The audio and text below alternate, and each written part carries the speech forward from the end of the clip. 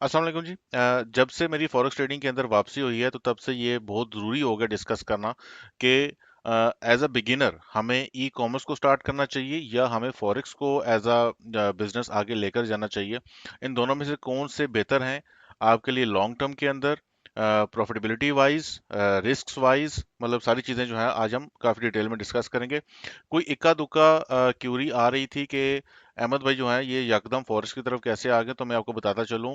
Fountain of craft जब मैंने create किया था तो जो मैंने पहली वीडियो अपलोड की थी इंट्रोडक्शन वाली, ये आप देख रहे होंगे।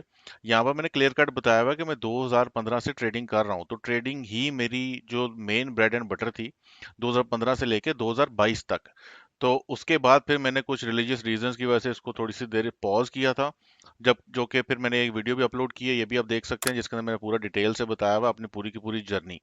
तो फॉरेक्स ट्रेडिंग जो है वो मेरा मेन सोर्स ऑफ इनकम था।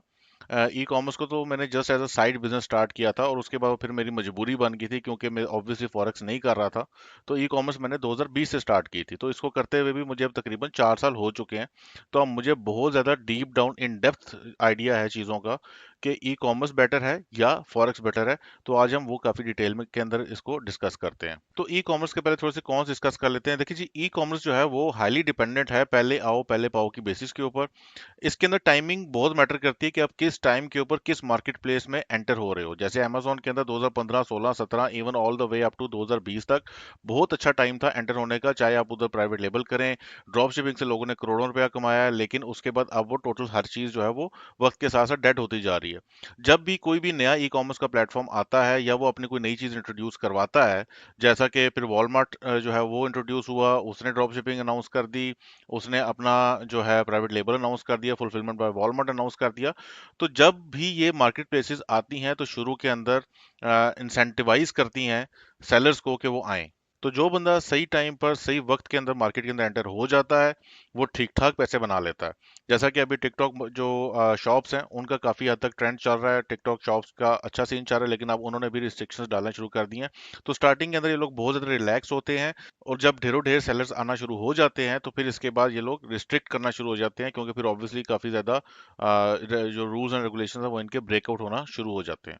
तो पहला तो कौन ये हो गया कि ये डिपेंडेंट है पहले आओ पहले पाओ की बेसिस के ऊपर, मतलब आपको हर टाइम अपॉर्चुनिटीज की तलाश में रहना पड़ेगा। देखना पड़ेगा कौन सी नई मार्केट प्लेस लॉन्च हो रही है, या कोई अगर पुरानी मार्केट प्लेस है तो उसने कोई नया मॉड्यूल लॉन्च किया है, तो आपको फौरन से फौरन उसके अंदर एंट्री लेनी पड़ेगी। दूसरा इशू इसके अंदर ये है, जो कि काफी मेजर इशू है, जिसकी जो जो हम पाकिस्तानी काफी ज्यादा फेस करते हैं, वो ये है सस्पेंशन इश्यूज। ठीक है, अगर आपका वाइज अकाउंट बंद हो गया, अब तो यूके में अलाउ ही नहीं कर रहे पाकिस्तानियों को कि वो वाइज का अकाउंट क्रिएट करें। लेकिन जस्ट इन केस अगर आपका वाइज है भी या पायनियर है भी, अगर आपका वाइज बंद हो गया तो आपका कारोबार रुक गया। अगर आपका एड अकाउंट बंद हो गया तो आपका कारोबार फिर रुक गया। अगर आपकी जो मार्केट प्लेस है उसने कोई रिस्ट्रिक्शन डाल दी, आपका कारोबार फिर से रुक गया। तो ये सस्पेंशंस का जो सारे का सारा सर्कल है, उसकी आप उसी में ही फंसे रहते हैं। एज अ पाकिस्तानी आपकी स्ट्रगल ज्यादा कारोबार के ऊपर नहीं होती है, ज्यादा स्ट्रगल आपकी ये होती है कि मेरे एड अकाउंट्स चल जाएं, मेरे डिजिटल वॉलेट्स वॉलेट्स चल जाएं, मेरी सस्पेंशंस रिमूव हो जाएं। सेकेंडली, हम लोग खुद हैं भी 2 नंबर हैं, हमने अपना नाम भी बहुत ज्यादा खराब किया हुआ है। इसकी वजह से और ज्यादा स्ट्रिक्ट हमें रेगुलेशंस को फेस करना पड़ता है। फिर उसे होता यह है कि जो पाकिस्तानी ठीक काम भी कर रहे हैं वो भी उन रेगुलेशंस की जद में आ जाते हैं, और उनके भी अकाउंट और जो है वो सस्पेंड होना शुरू हो जाते हैं। आपको हर टाइम 24/7 कारोबार से ज्यादा आपकी एफर्ट इसी में ही लग रही होती है कि आपकी ये चीजें बंद ना हो जाएं। बाकी ई कॉमर्स जो है वो काफी हेक्टिक काम है, जिसके अंदर अगर आप अकेले काम कर रहे हो तो आप प्रोडक्ट हंटिंग भी कर रहे हो, आप सोर्सिंग भी कर रहे हो। अगर आप फुलफिलमेंट खुद से कर रहे हो तो आप उसका पिक पैक एंड शिप भी आप खुद से कर रहे हो। आप उसके सप्लायर से भी बातें आप कर रहे हो, आप एड अकाउंट्स को भी देख रहे हो, आप एड्स भी रन कर रहे हो।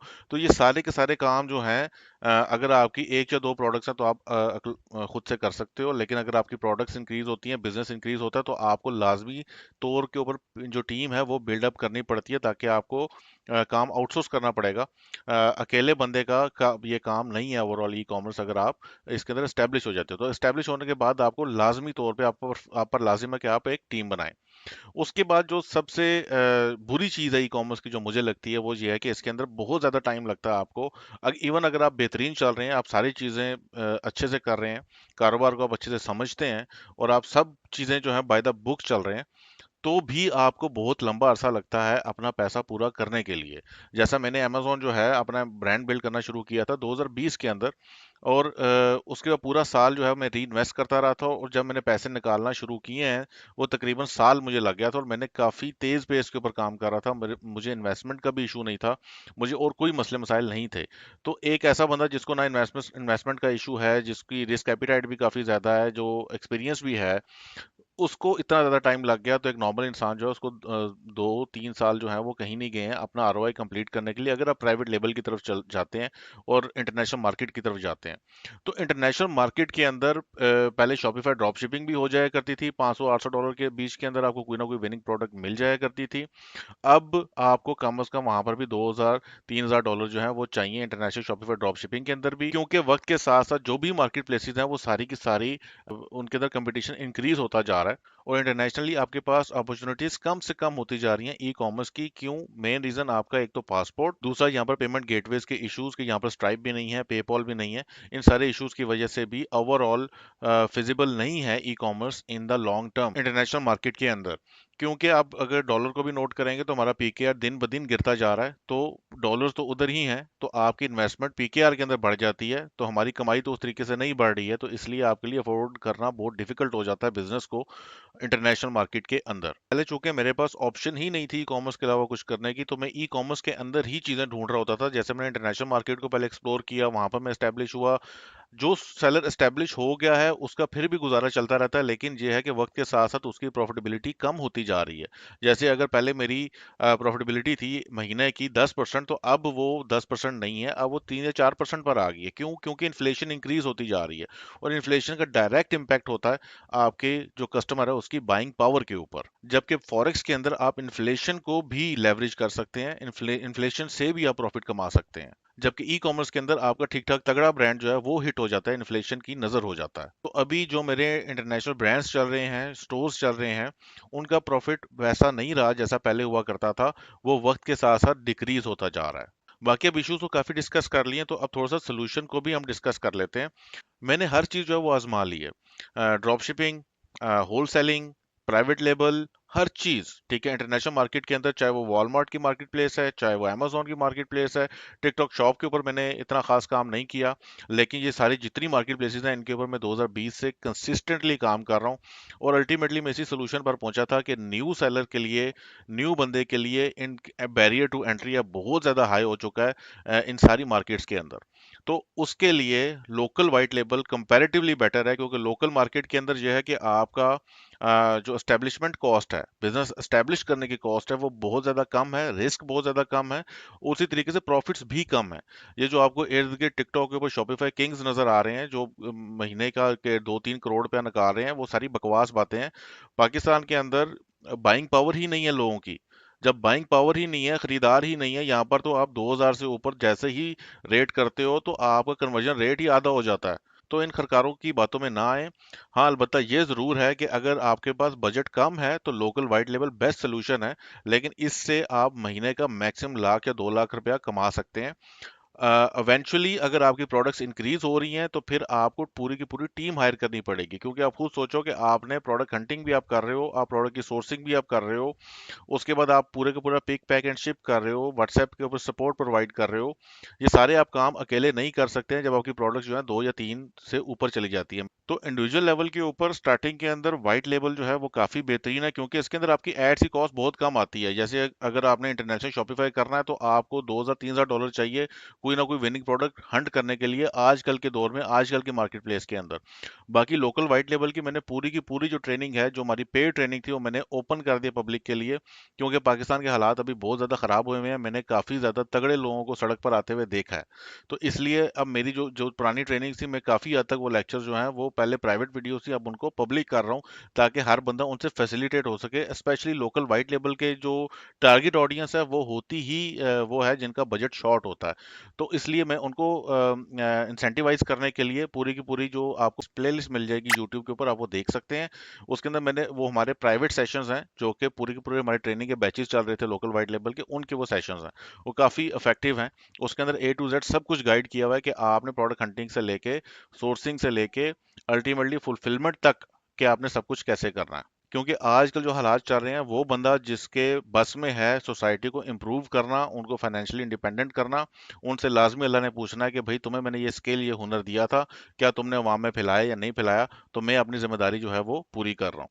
इसके अलावा फॉरेक्स ट्रेडिंग के पूरे जो फ्री सीरीज मैंने स्टार्ट की हुई है, टोटल फ्री में आपको अपनी वो स्ट्रेटजीज जो पिछले 10 साल से मैं इस्तेमाल कर रहा हूँ, टोटली फ्री ऑफ कॉस्ट मैंने वो सारी की सारी स्ट्रेटजीज शेयर की हुई हैं यूट्यूब के ऊपर। A to Z पूरी की पूरी प्लेलिस्ट बनी हुई है।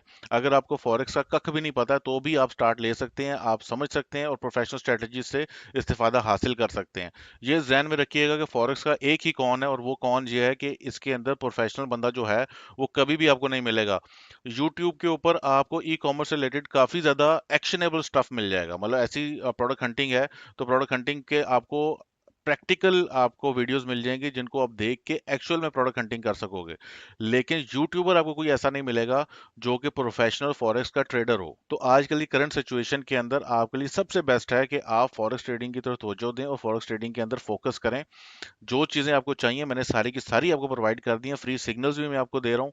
और वो सारे के सारे सिग्नल्स जो हैं वो हवा से नहीं आ रहे हैं, वो मेरे एक्चुअल लाइव ट्रेडिंग अकाउंट्स के सिग्नल्स हैं जो कि आपको टेलीग्राम चैनल के ऊपर मिल रहे हैं। बाकी अब थोड़े से फॉरेक्स के प्रोज डिस्कस कर लेते हैं कि इसके अंदर अब आप डॉलर्स के अंदर कमाएंगे, तो वो पीकेआर की जो आप हैसल से ही बाहर आ गए, आपको फर्क ही नहीं पड़ेगा कि पीकेआर कितना गिर गया। जितना वो गिरेगा उतना ही आपको अनफॉर्चुनेटली प्रॉफिट हो रहा होगा। तो फॉरेक्स में आप पीकेआर की गेम से ही बाहर आ गए हैं। ये ऐसा ही है जैसे आप इंटरनेशनल ई कॉमर्स के अंदर आपका जो मेन चार्म होता था वो ये होता था कि मैं डॉलर में पैसा कमाऊं। फॉरेक्स के अंदर आप डॉलर्स के अंदर ही पैसे कमा रहे हो। सेकेंडली, अगर आप प्रोफेशनल मेंटोरशिप के अंदर आते हो, आपका कोई प्रोफेशनल मेंटोर मिला हुआ है, तो आप विद इन मंथ्स प्रॉफिटेबल हो जाते हो। इसके अंदर आरओआई कंप्लीट करने के लिए आपको साला साल इंतजार नहीं करना है। और सबसे इंपॉर्टेंट बात यह है कि इसके अंदर आप टोटली इंडिपेंडेंट हो, आप किसी ई वॉलेट के ऊपर जो है बैठे हुए नहीं हो उसके सहारे। आपको एड्स रन करने की जरूरत नहीं है। आपको सिर्फ और सिर्फ ट्रेडिंग आनी चाहिए। बाकी 7500 ब्रोकर्स पड़े हुए हैं जिसके अंदर 7500 डिपॉजिट के मेथड्स हैं, आप कोई सा भी मेथड इस्तेमाल कर सकते हैं। एक बंद होता है, 10,000 और हैं। तो अभी तक मेरे जितनी भी जर्नी मेरी फॉरेक्स ट्रेडिंग की रही है पिछले 10 साल से, मुझे आज तक ऐसा नहीं हुआ कि किसी ब्रोकर ने स्कैम किया हो फॉरेक्स में, क्योंकि स्कैम करना ब्रोकर के हक में बेहतर है ही नहीं है। उनको स्कैम की जरूरत ही नहीं है क्योंकि ऑलरेडी वो कमीशन से काफी अर्न कर रहे होते हैं। तो ना तो यहाँ पर स्कैम के आपको मसले हैं, ना यहाँ पर आपको दर दर की ठोकरें खानी पड़ती हैं स्ट्राइप के लिए और पेपॉल के लिए, ना यहाँ पर आपको हैंकी फैंकी करने की जरूरत है, ना यहाँ पे आपको दो नंबरियां करने की जरूरत है। इंडिपेंडेंटली आप जो है अपने घर बैठ के इज्जत से दो चार पैसे आप कमा सकते हो, दो चार नहीं बहुत ज्यादा पैसे कमा सकते हो। और इसमें सबसे बड़ा फायदा ये है कि आपका मंथली गोल चाहे जितना भी है, आप उसको अचीव कर सकते हो। जैसा कि अगर आप फर्ज करें महीने का $1000 कमाना चाहते हैं, आप 1000 भी कमा सकते हो, 2000 भी कमा सकते हो, 10,000 भी कमा सकते हो डॉलर्स, कंपाउंडिंग कर करके। ठीक है। अगर आपने अपना गोल को हाई रखा हुआ है तो आप अपने प्रॉफिट्स री इन्वेस्ट करते रहते हैं जब तक आप अपने मंथली गोल को अचीव नहीं कर लेते हैं। तो यहाँ पर आपका जो प्रॉफिटेबिलिटी है वो सारी की सारी डिपेंड कर रही होती है कि आप री इन्वेस्ट कितना कर रहे हो, रिस्क कितना ले रहे हो। जबकि ई कॉमर्स के अंदर आप 75,000 चीज़ों पर आपका दिमाग घूम रहा है, कारोबार के अंदर आपका फोकस होता ही नहीं है। और विद टाइम अगर आप किस्मत नसीब से और बहुत ज़्यादा मेहनत के बाद एस्टेब्लिश हो भी जाते हो तो आपका साल बाय साल प्रॉफिटेबिलिटी कम से कम होती जाती है। एफर्ट वक्त के साथ साथ बढ़ती जाती है। फॉरेक्स के अंदर ऐसा नहीं है कि एफर्ट आपकी कम हो जाती है, एफर्ट आपकी कांस्टेंट रहती है, लेकिन आपके जो प्रॉफिट्स हैं वो इंक्रीज होते जाते हैं। तो ओवरऑल अब कंक्लूड करते हैं इस पूरे सेशन को कि अगर आपके पास $500 मौजूद है और आपके पास मैं भी मौजूद हूं जो एक्सपीरियंस ट्रेडर है, जो पिछले 10 साल से बैठा ट्रेड कर रहा है, अपनी स्ट्रेटजीज बता रहा है, आपको अपने सारे सीक्रेट्स आउट करके बता रहा है, प्रोफेशनली आपको इवन सिग्नल्स तक अपनी जो पूरी की पूरी ट्रेड्स वो खुद ले रहा है वो आपको दे रहा है। तो आप $500 के साथ उसके अंडर आके आप उसके सिग्नल्स को, उसकी स्ट्रेटजीज को, उसके एक्सपीरियंस से फायदा उठा के आप प्रॉफिट्स उठा सकते हैं और विद इन मंथ्स प्रॉफिटेबल हो सकते हैं। लेकिन अगर आप खुद से सीखना चाहते हैं और खुद से अपनी स्ट्रेटजी को डिवाइस करना चाहते हैं तो वो फिर ई कॉमर्स से भी ज्यादा डिफिकल्ट है, क्योंकि उसमें आपको कम से कम 2-3 साल उधर कहीं नहीं गए जिसके अंदर आप अपनी एक स्ट्रेटजी को डिफाइन करते हैं, उसको फिर प्रॉफिटेबल बनाते हैं, उसको फिर ऑटोमेट करते हैं एंड सो फोर्थ। ये पूरी चीजें मैं डिस्कस कर चुका हूँ पहले। तो अपनी स्ट्रेटजी अगर आपने बनानी है तो वो बहुत ज़्यादा एक लॉन्ग राउट है, बना सकते हैं आप। लेकिन अगर आप किसी की मेंटोरशिप में आ रहे हैं, किसी प्रोफेशनल ट्रेडर के अंडर आ रहे हैं, तो ये सारी की सारी जो आपने पैसा बर्बाद करना है, जो आपने टाइम बर्बाद करना है और होपलेसनेस और डिप्रेशन के फेज से गुजरना है, उससे आप बच जाओगे और आप स्ट्रेट वे प्रॉफिटेबिलिटी की फेज के अंदर आ जाओगे। करना आपने सिर्फ ये है कि आपने उसकी पूरी की पूरी instructions word to word follow करनी है। बाकी मिलता हूँ आपको इंशाल्लाह नेक्स्ट वीडियो के अंदर, तब तक के लिए अल्लाह हाफिज।